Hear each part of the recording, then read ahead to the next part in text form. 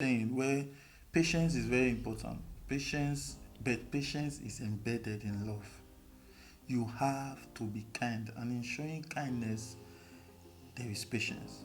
And then the first day she got married, she realized that her husband sleeps and does not keep the doors a lot. And she could not really understand that why does the man of the house even have to be the first to go and sleep? That training that I got is not the training my wife got. Yeah. And because it's a different training, I have to come from where I am while she's coming towards where I am for us to meet somewhere. But we can't do that if we don't discuss it. And so we must be careful who we let into our issues. That's why most times they say, oh, don't let your parents, know what's going on, because every parent will join their child. Except what you have done is very bad, you know. But if there is a conflict, like a serious conflict, most parents would take sides with their child.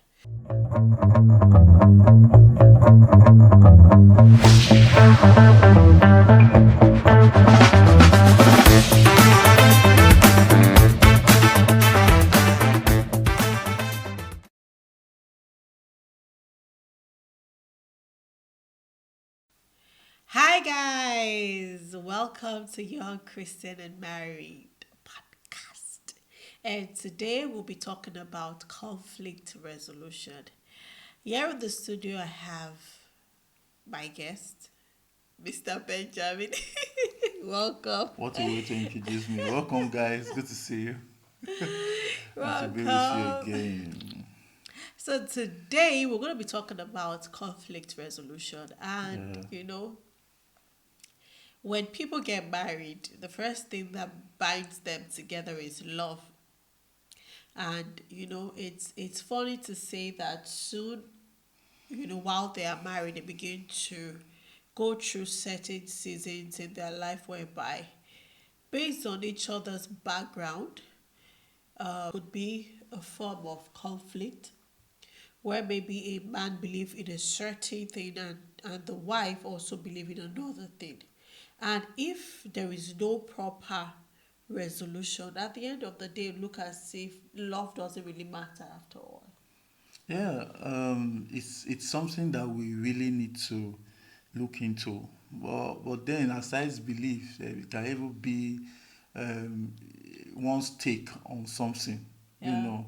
And sometimes, one thing we really need to recognize is that love is not enough Okay. for relationships, for marriages. Love is not enough because when issues come, you need to have that sort of cushion, okay, aside love, that will help, that will hold you firm in the relationship, in the marriage, to make sure that you don't experience what we call burnout, Okay. what we call issues Okay. in the marriage. So it's important that we know this. It's important that we recognize that issues will come, but how do we navigate these issues? Okay. We need to know that these issues, what is the healthiest way to navigate it? Because when the issues come, definitely it will be navigated. But how Yeah. do we navigate it? We can navigate it in a way that it will lead to more conflict. Okay. You get? We can also navigate it in a way that it will lead to a total breakdown of the relationship or the marriage. Yeah. But we can also Yeah. navigate it in a healthy way that will lead to peaceful resolution and even increase the intimacy and the feeling of the people involved. You understand? So that is what we'll look at today, navigating conflicts in a Okay. very healthy way, Okay. and we need to know this. It's important for us. Okay. Basically, before I was trying to get some, I'll check on that.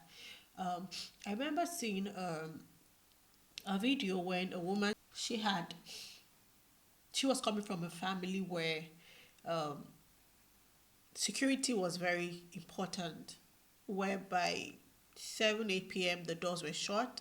The dad would go out and make sure that all the doors, the windows, everyone were sleeping properly.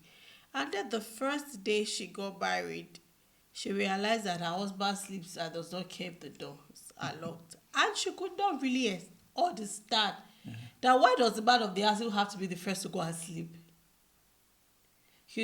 And then she had mentioned that there was a particular day she had worked, like she had overworked, and she was coming home late, only for her to realize that the doors were not only opened, widely opened. And that day she felt like, this is it. I can't deal. You get. And when the man was given the opportunity to talk, he said that he grew up in a family whereby all the relatives lived with them. The men in the house were up to, like, let me know exaggerate, let's say 15 or 16. Yeah. So everybody in the neighborhood knew that this house, if you are a thief, this house you are going to hefty men. If you enter, you won't Leave come you, out. and so nobody cares about the door.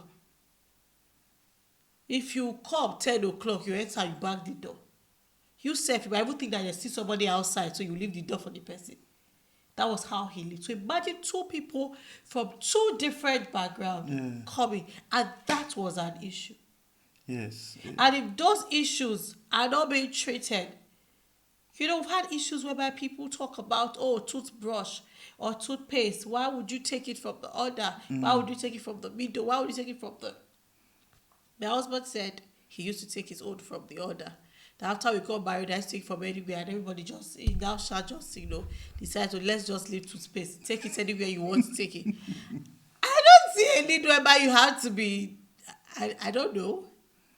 Yeah. But in all of this, if I should use myself or use us as an example, the first year of our marriage, we had some couple of disagreement. Yes.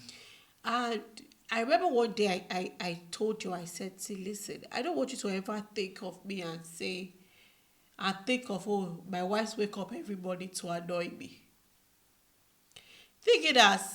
Look at me as whatever I am doing is not intentional. Yes. It will be better for your heart. But if you wake up with the mindset that this woman does this thing to offend me, it can cause resentment. It can cause disrespectful. It can cause, the idea of, what is this? But if you come to the knowledge that, okay, this woman will try to get to know each other, and this thing she's doing, maybe it's who she is, and it might take a while, I think one of the things couples needs to learn is we have to be patient with one another. Yes. Patience is very important, and it's like the key thing. Yeah. There is no love without patience. If you don't, if you claim to love someone, you must be ready to be patient with the person. Yeah. In fact, patience should come naturally. It should be passed to express love to the person. Yeah. Because the truth of the matter is that we should know that love comes with a lot of things. Yeah. Love comes with a lot of things, and many of the things that accompany love is sacrifice, love is pain, love is Yes. patience, love is endurance, love is long suffering, love is meek. Everything that has to do with love, most of it is not about really enjoying the situation. Okay. It's about endurance, patience. Love is telling you that issues will come. Okay. Love is telling you that there will be challenges along the way. But in your expression of love, Yeah. you should express patience. Yeah. You should express endurance. You should express perseverance. Yeah. That is what love is about. You were talking about stories. Many of us these days, we don't really want to ask the right questions before marriage. And it is a problem. You talked about background when you're talking about the story of security. Yeah. If you know where he is coming from Okay. or she is coming from, Yeah. you are better able to deal with things because you can discuss it. You can discuss it. True. Where you are preparing for marriage. This kind of household na they stay, so me I not sabi do this time when they do. This is what I'm used to. Then you guys can discuss how you can navigate Yeah. through that. There were a lot of things that we discussed before marriage. Yeah. of what we expect of each other when we Okay. get married. Yes. And those things helped us to deal with things better. Yeah. If you know this is what it is. For example, I came from a military background. My dad was strict. Nobody goes out. We don't make friends and stuff like that. You know, it can affect the way I see crowd.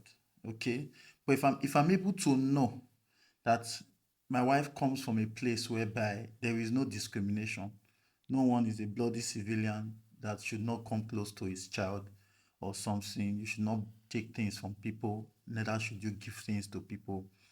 When I know that this is what it is, there should be a discussion that will help us reach a compromise.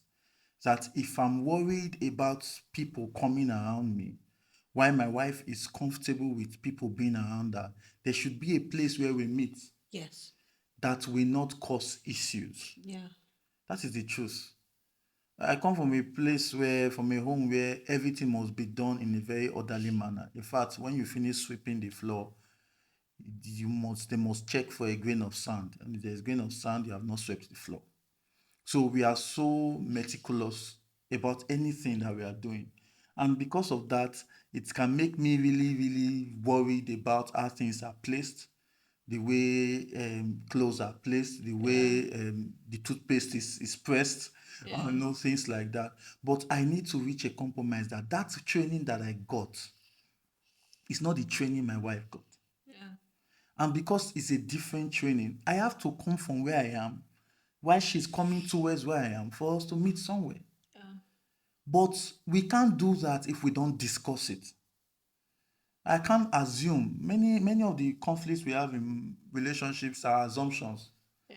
Your spouse behaves in a kind of way, your partner behaves in a kind of way, and you help the person to conclude the motive for that behavior when you are not sure of the person's intentions. Yeah. Many times we act on assumptions, Yeah. and these assumptions they help to breed conflicts. Yeah. I might mean, I might say something, but what I mean is different. My where I'm coming from on that particular action is different from what you think it is. But if you don't want to get to know my perspective on the matter, we will have a serious problem. So love is, in fact, marriage, relationships is not all about love. Love is like the first layer of the foundation. But to build a strong foundation, it needs more than one layer. You Yeah. put multiple layers on it. And part of those multiple layers is patience, is understanding, is Yeah. trying to understand the motive of the actions of people. You understand me? So I understand what you're saying, where patience is very important. Patience, but patience is embedded in love. You have to be kind, and in showing kindness, there is patience. In showing kindness, it means you are understanding whatever it is that someone is doing and the reason for it, and you are trying to deal with it in a way that the hurt of that person is what you are trying to avoid. Handling issues in a way that I want this thing to be resolved, but I don't want us to be hurt. Yeah. I don't want you to be hurt. I don't want to leave a lasting negative feeling in your heart about me or about what has transpired. That is part of showing kindness. It's not only in buying things, it's caring about how the person feels, even when there is a conflict. Interesting. It is very important we do that. And many a times we face this when we have conflicts, when there are conflicts, effective communication solves the problem. True. But are we ready for that? Who do we bring into our conflicts? Who do we involve in our You know, conflicts? this part where you talked about who do we involve in our conflict, reminds me of Queen Vashti. Yes. When the king had ordered that she come and dance and she refused, it was actually the king's men that came out and said, "Ah, oh king, if you don't put her in her place, the women in the community will start acting like her. Yes. They'll now become more dishonoring. So it means that if those people had not interfered, maybe the king would have been a bit lenient with her. Yes. But because a lot of people had something to say, and so it boils down for me, it will be that whether an issue happens between you and your partner in private or in public, the moment you start listening to every single person, your decision may not really be what you want. It may not be because of what everyone else is saying, Yes. And so we must be careful who we let involved into our issues. That's why most times they say, oh, don't let your parents, know what's going on, because every parent will join their child. Except what you have done is very bad, Yes. you know. But if there is a conflict, like a serious conflict, most parents will take sides with their child. Or even the parents that do not take sides with their child, you do not expect them to train with their child. No. No. No. And one thing is about minding those that you involve. Another thing is also active listening. Yeah. When we have conflicts, when there are Yeah. conflicts, before anybody is even involved in the first place, Yes. there is a place of discussion. Yes. Both parties try to talk about the issue. Yes. Whether the communication is effective or not, there is a communication before there is no resolve, and then we are looking for a third party to bring in. Yeah. The truth is how that communication is done determines who comes into the discussion. Most of the times, what we encourage is effective communication, active listening, you know, Okay. resolving the conflict in a way that you don't really need to bring somebody in. The goal is no involvement of third parties. It has to be on an extreme case, on an extreme condition. That will be something that borders on the foundation and the fidelity and of the marriage that should bring in a third party. Okay. When we have conflicts, the best thing we can do is to resolve them with our partners without bringing anybody in. And to do that, we need Okay. to practice active listening. All right. Active listening is important. We need to dwell on the issue. You have stage whereby you there is a conflict and the attack is on the personality of your partner. Okay, instead of on the particular issue that you're dealing with, let your focus be on what's happening, not on the character and personality of your partner. If you can focus on what the issue is at the moment and leave out anything that will damage the personality of your What you are partner at that saying moment. now is, if for instance, Yeah. the issue is, what will I use as an example now? Let's say, why did you not trash um, the child's diaper? That's the issue. It means that that should be the issue. That should be It the should issue. not be a case of, 10 years ago when we had our first child, This is how that's you how were you doing did it. not throw away the diaper. Or you are so fond of it. Of So not this is your throwing. person. You don't skip, you don't, you get what I'm Even the saying? first day I came to your parents' house, there was a diaper lying on the floor. Do you know? You, you know? you guys don't like throwing This diapers. is how you are. This is your character. Your father even You are told not me. good. Your father told me that this is my child. Something can be on the floor for 10 years. She She'll will, walk she will past not it. pick it up. That. Yeah. But the issue is something is on the floor. It was not trashed out. You deal with that. Yeah. Why was this thing not trashed out? Please trash out this thing. And it's not good for us to leave this thing here. We should always try as much as possible to make sure when this thing is. Okay. I No, have a question. you get it. Yes. And the question is for the male folks. A lot of men use silent treatment to resolve issues.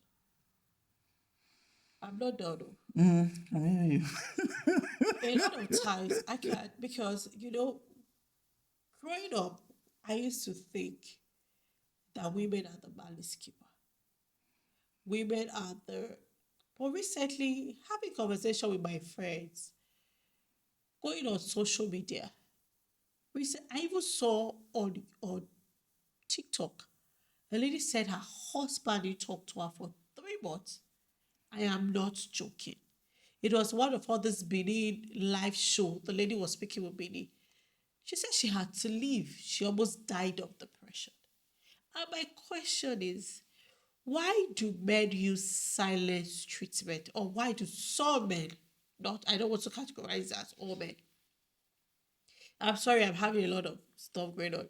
Why do some men use uh, silent treatment to resolve issues? One, why do some other men decide to sleep out or come home very late when there is an issue to be resolved?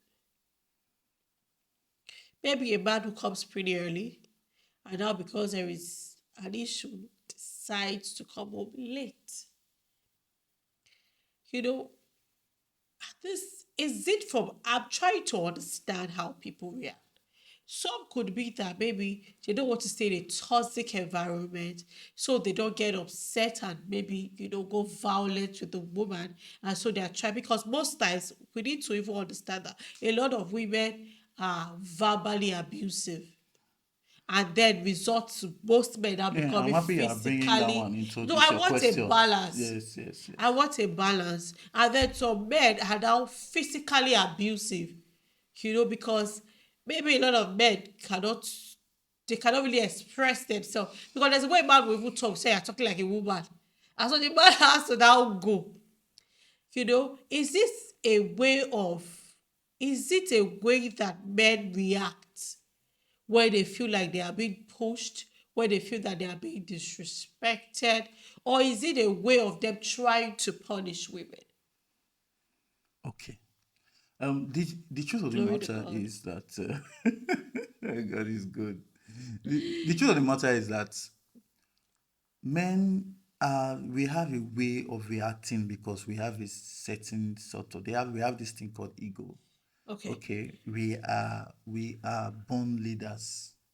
We are people that there is this weight of responsibility that is put in us Yes. to be able to carry burdens and carry the home, provide, protect, And the truth is, what makes a man happy or what keeps a man going, aside from having a stable source of income, is having someone to massage his ego, Okay. someone that makes him feel like a king. Yeah. If a man feels like he's sitting on a throne every day, you get the best out of the man. Yes. Okay? I know that every man, or let me not, I don't want to vouch for every man. Okay. Most men will initiate discussions when there is a conflict. But when Okay. the while trying to resolve the conflict, it gets to a point where disrespect comes in. Okay. It gets to a point where if we are sensitive enough to know, because our thinking is mostly logical, we are sensitive enough to know when an argument is getting to a heating stage that can explode. Yeah. The best way that a man will react is to keep quiet and stop talking. And Okay. we have in an experience that when the argument gets to that point, when the man gives the silent treatment, the first few minutes and hours that follows that silent treatment, one person is still talking. Which I gender? know you can relate with me. Everyone that is listening to us can relate. One person is still talking when the silence is on. And if we keep replying those words and those talks and everything, it's going to get to the boiling point. And once it reach the boiling point, everything don't cast. So the best thing, the most ways men try to treat the issue while making sure they are exerting authority where it should be is to be silent. Some of us can walk out of the scene And even many times when we try to walk out of the scene, there is also someone walking and accompanying us out of the scene to Oh make sure that we wow. can't even leave the scene to let peace reign. You know what I'm saying? So they push us to one room, to the other room, to the next room until they push us outside. And we have to go out, cool off, and come back expecting a more peaceful atmosphere for the conflict to be resolved. Okay. I'm saying this because as a man that is trained to restraint and also a godly person, because there are men that will not Does that move up. give the man the license to do the wrong thing? No, what we, like I said, a man can leave the scene, go outside to cool off. I Yeah. did not say go outside to cheat or go outside to drink or smoke or do things that they feel, Because we've seen because men many men, say, yes, many men want to feel like the best way to deal with my anger is to take some alcohol or smoke something or look for one girl that will calm me down. But the truth of the matter is that that is not the truth. That is not because the I've heard solution to the women problem. even agree that if you push a man so hard, maybe you're always nagging or there is a problem, and then the man goes out to cheat, it is the woman's It is fault. not the woman's fault. The man already has the tendency to cheat. The man already has it in mind to cheat. The man is looking for an excuse to cheat. So what you are You can saying now, have okay, that conflict. You can leave the scene. yes, You can, what happens to you can read the Bible when you going to leave the the scene. church and sit in the church Oh, hall? glory to Pray God. to God. What happens to the truth of the matter is that there are How many ways many you can. five alive can you take, sir? The truth of the matter is that there are other ways we can deal with this apart from doing the wrong thing. There are ways we can deal with these things. The truth of the matter is men that take conflict as an opportunity to do wrong are not godly men. Oh, okay. And those men are men that have failed.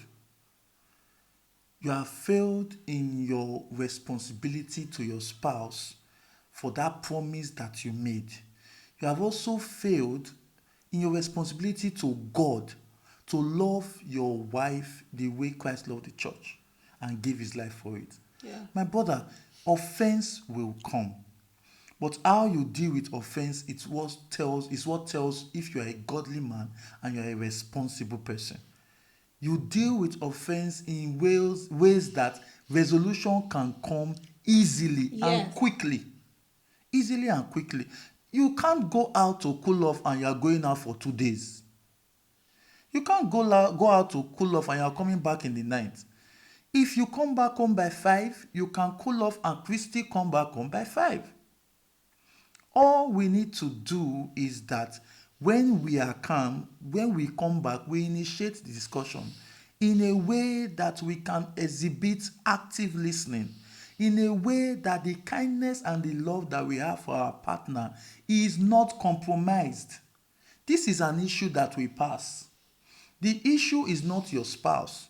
The issue is not your partner. The issue is what the problem on ground. Yeah. And we have to deal with the problem on ground Yeah. in order for us to continue. So we can't deal with it excluding the love that we have for our partner, excluding the fact that we have to show kindness, excluding the fact that as a man, you should listen more than you speak. A man should be slow to speak.